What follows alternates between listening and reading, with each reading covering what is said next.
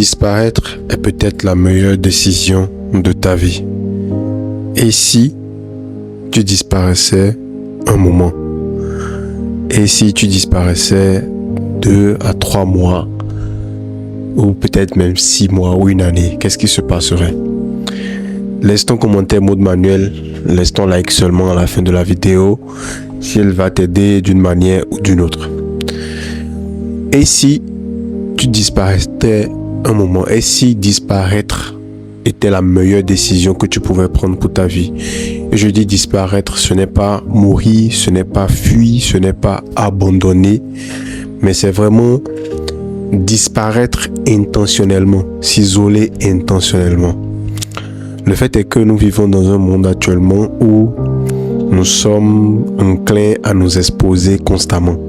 Nous sommes enclins à montrer tout ce que nous sommes en train de faire. C'est dommage parce que nous sommes tout le temps sur les réseaux sociaux en train de poster en story.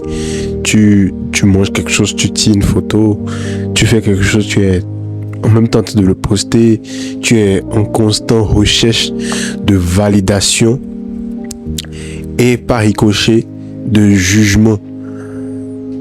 Et ce qui fait que tu vis dans une bulle de distraction permanente.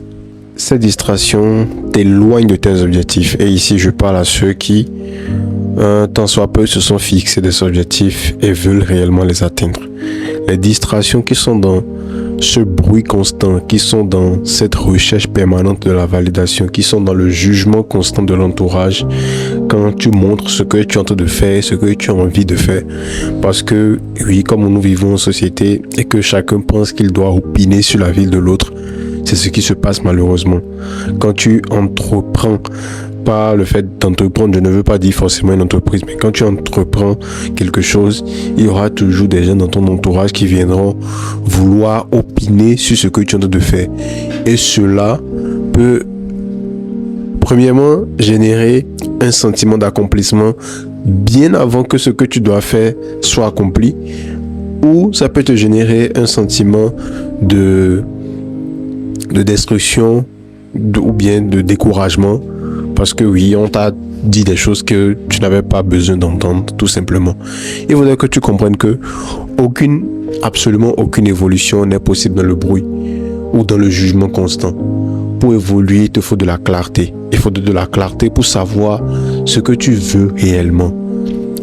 Et la clarté naît seulement dans le silence.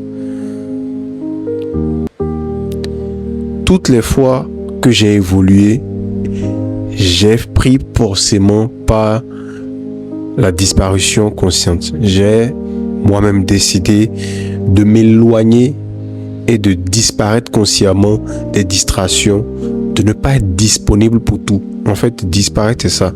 Il faudrait que tu prennes conscience que tout est disponible, mais tout n'est pas permis. Et tout n'est pas profitable. Il faudrait que tu décides consciemment que non, je vais faire la part des choses, je vais prendre un temps pour moi.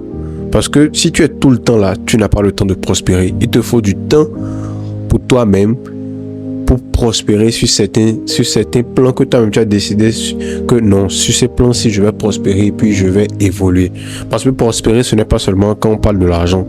Prospérer, c'est le développement interne et personnel que tu fais. Ce n'est pas moi seul qui le dis. Moi, j'ai déjà disparu 2 fois dans ma vie. Et les 2 fois là, je suis revenu méconnaissable. Mais si on prend par exemple le cas de Nelson Mandela, qui a disparu 27 ans. Quand je dis disparu, il s'est isolé parce qu'il était en prison. Mais quand il est ressorti de prison, il est devenu président.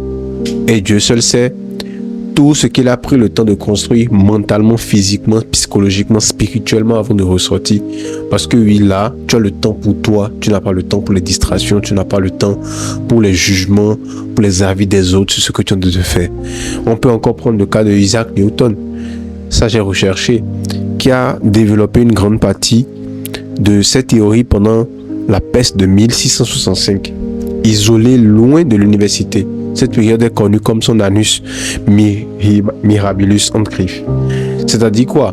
Chaque fois que tu prends le temps pour toi-même, il faut savoir que tu es en train de devenir une meilleure version de toi.